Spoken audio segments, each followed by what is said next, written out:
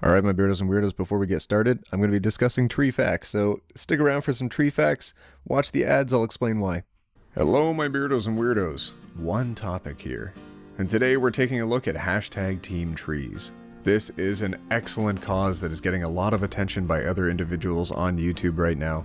If you've been on one of my streams recently, or you've been in some of the ends of the previous videos, or you've been looking at my Twitter, you've seen that I've asked some of you to go out, donate some money to hashtag Team Trees, and help a really good cause. Now, a lot of videos have been made on this topic already. Mr. Beast, Jacksepticeye, there's a lot of people talking about this topic. What I thought we could do is a little bit different. Now, I've gone ahead and I've made a donation to hashtag Team Trees. If you take a look at the list, you might even see me. This is something I believe in. When I was growing up, I was lucky enough to have a tree near the house. And when I got older and we moved, I was very sad to hear that the new owners cut that tree down. Now, there's some of us that recognize that if we're going to be living on this planet for quite a while, we probably need to do better at maintaining it and keeping it safe and healthy and making sure we can still breathe the air. So make sure you watch through each of the ads, let them play out. If you want to come back to this video in the future and just let it run in the background so those ads can play again, that would be fantastic. And then the value of that I can then apply to a future donation. So if you don't have any money to donate, not a problem. You can still contribute to this cause just by watching and rewatching this video. So if for no other reason than just for this video, go ahead and turn off that ad block. Watch through all the ads. If any of them interest you, click on them. And we'll be able to donate that money towards a really good cause. Alright, let's get this started. It's hard to overstate the importance of trees.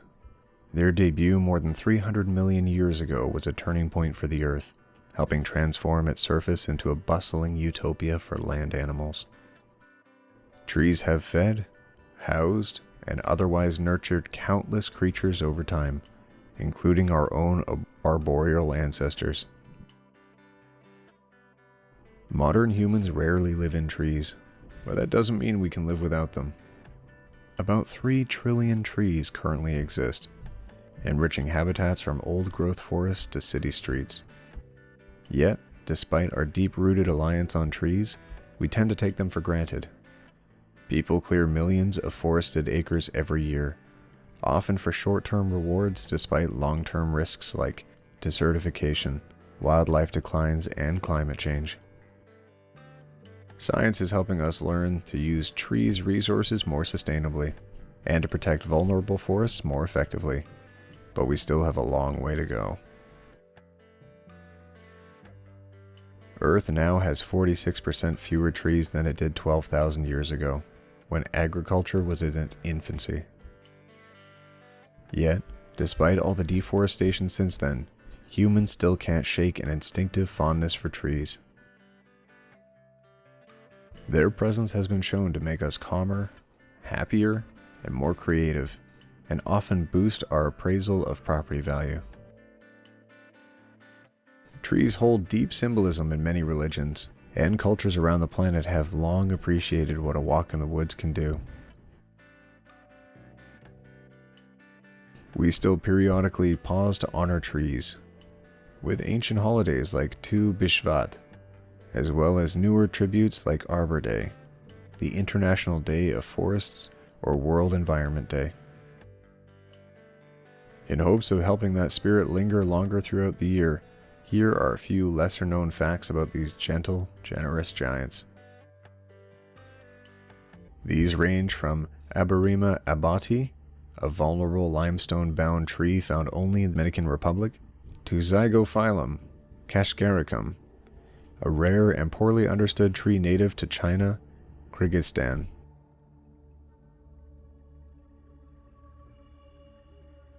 Next up for this area of research is the Global Tree Assessment, which aims to assess the conservation status of all of the world's tree species by 2020.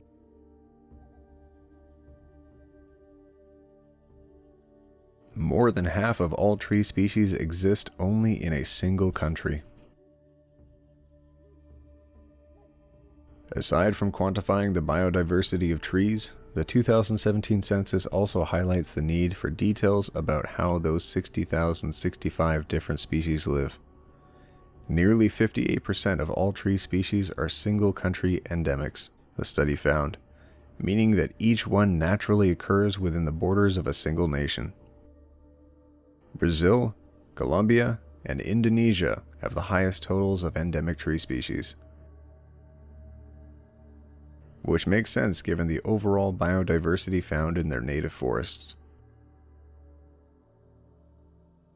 The countries with the most country endemic tree species reflect broader trends: Brazil, Australia, China, or islands where isolation has resulted in speciation: Madagascar, Papua New Guinea, Indonesia. Trees didn't exist for the first 90% of Earth's history. Earth is 4.5 billion years old, and the plants may have colonized land as recently as 470 million years ago. Most likely mosses and liverworts without deep roots. Vascular plants followed about 420 million years ago, but even for tens of million years after, no plants grew more than about 3 feet, 1 meter, off of the ground.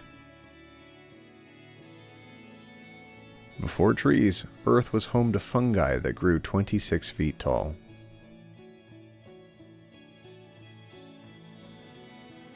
From about 420 million to 370 million years ago, a mysterious genus of creatures named Prototaxides grew large trunks up to 3 feet, 1 meter wide, and 26 feet, 8 meters in height.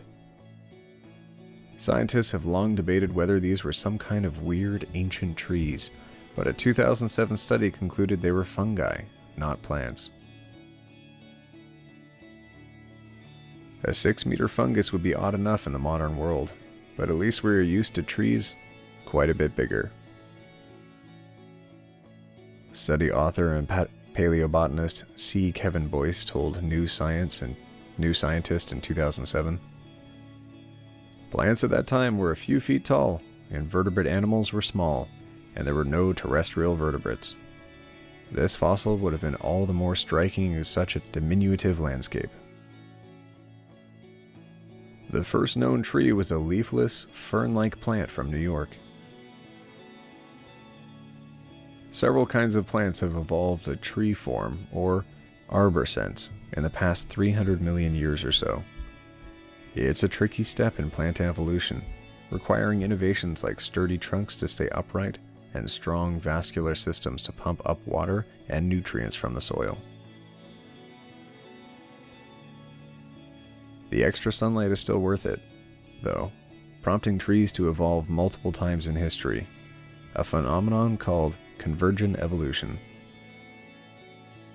The earliest known tree is the Watazia, identified from 385 million-year-old fossils, found in what's now New York.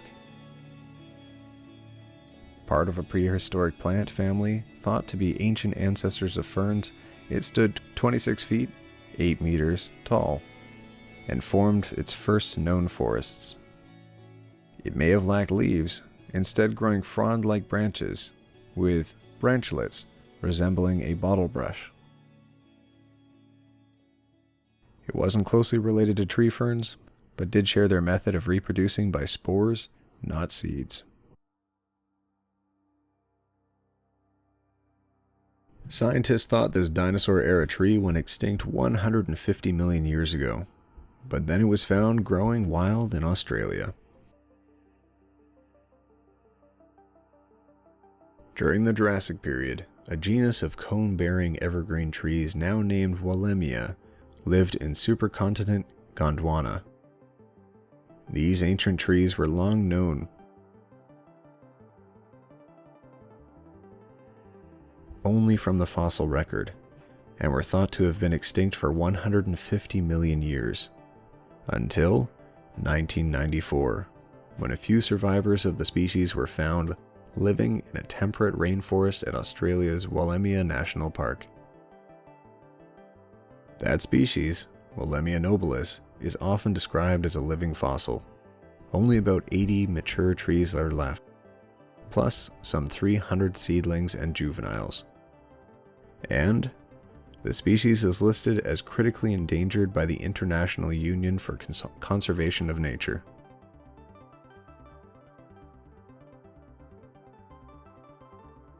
While Willemia nobilis is the last of its genus, there are also still other Mesozoic trees alive today. Ginkgo biloba, aka the ginkgo tree, dates back about 200 million years and has been called the most ancient living tree.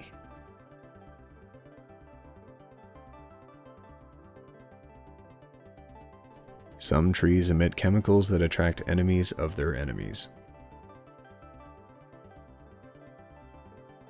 Trees may look passive and helpless, but they're savvier than they seem. Not only can they produce chemicals to combat leaf-eating insects, for instance, but some also send airborne chemical signals to each other, apparently warning nearby trees to prepare for an insect attack. Research has shown that a wide range of trees and other plants become more resistant to insects after receiving these signals. Trees' airborne signals can convey information outside the plant kingdom. Some have been shown to attract predators and parasites that kill the insects, essentially letting an embattled tree call for backup. Research has mainly focused on chemicals that attract other arthropods. But as a 2013 study found, apple trees under attack by caterpillars release chemicals that attract caterpillar-eating birds. Wind-blown cotton seeds can stay airborne for days before they land. In fact, they can fly longer than any other kind of tree seeds.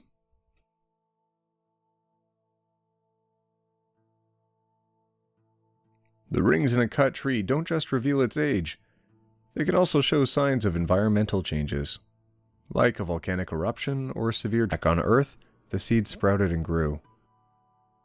The young trees were given away to various state forestry services from 1975 to 1976 as part of the nation's bicentennial celebration. Some trees seem to talk to each other. Willows, for example, emit certain chemicals when they're attacked by webworms. Other willows then appear to produce more tannin, making their leaves harder for the pests to digest. The biggest tree is a giant sequoia in California's redwood forest. It measures some 30 stories tall and 82 feet in circumference. California holds the record for the oldest living trees, too. Some of the state's bristlecone pines and giant sequoias are thought to be 4,000 to 5,000 years old. Have you ever knocked on wood for good luck? That superstition may have originated with the primitive peoples who believed benevolent spirits lived in the trees. Trees are the longest living organisms on Earth and never die of old age. The Old List is a database of ancient trees that officially tracks old trees, their species, and location. Methuselah, from California's White Mountains, comes in at over 4,800 years old. Just like humans, trees need water to survive, and they drink a lot of it. In a single day, a large tree can consume 100 gallons of water out of the ground and discharge it into the air as oxygen and water vapor. Keep in mind that many conditions play a role, such as the size of the tree, species of the tree, humidity, temperatures, and sun exposure.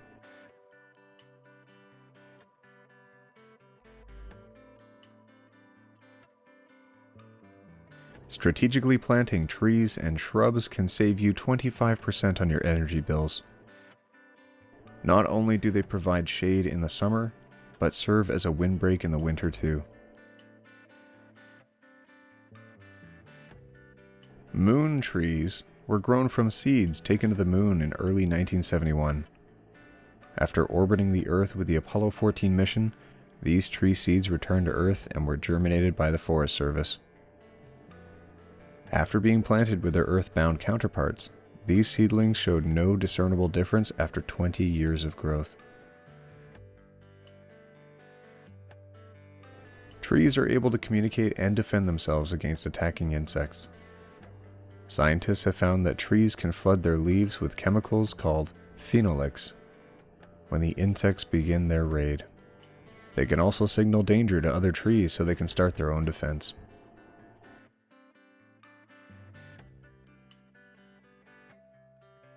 Pine cones have genders. Male pine cones shed pollen and female pine cones make seeds. When the wind blows pollen into the female cones, you guessed it, the seeds become pollinated. The knock on wood tradition comes from a time when primitive pagans used to tap or knock on trees to summon the protective spirits that resided in them.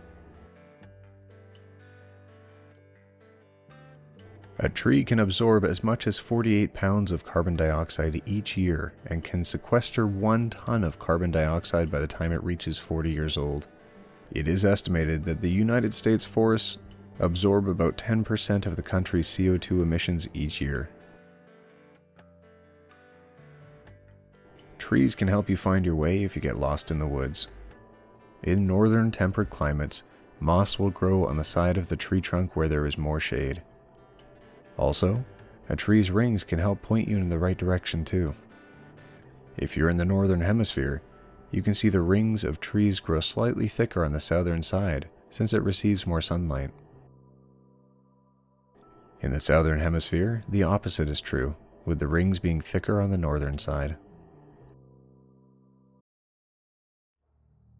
Pine trees grow on 6 of the 7 continents, with Antarctica being the only one left out.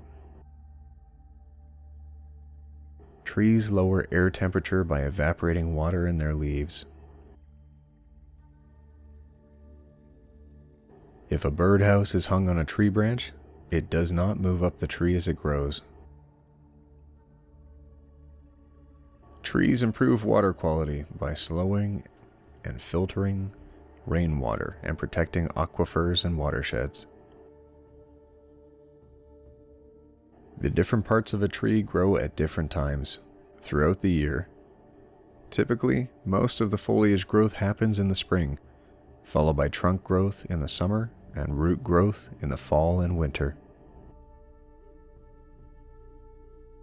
General Sherman, a giant sequoia, is the largest tree by volume in the world.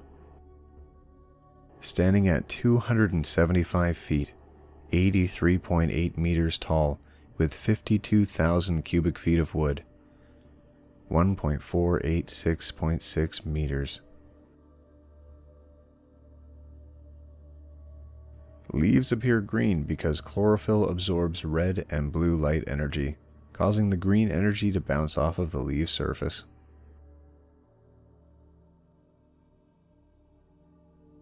Trees provide food and shelter for wildlife.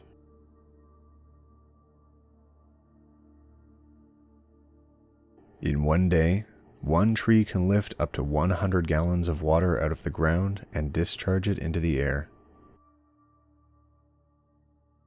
Methuselah, an estimated 4,765-year-old ancient bristlecone pine, is one of the oldest trees in living history.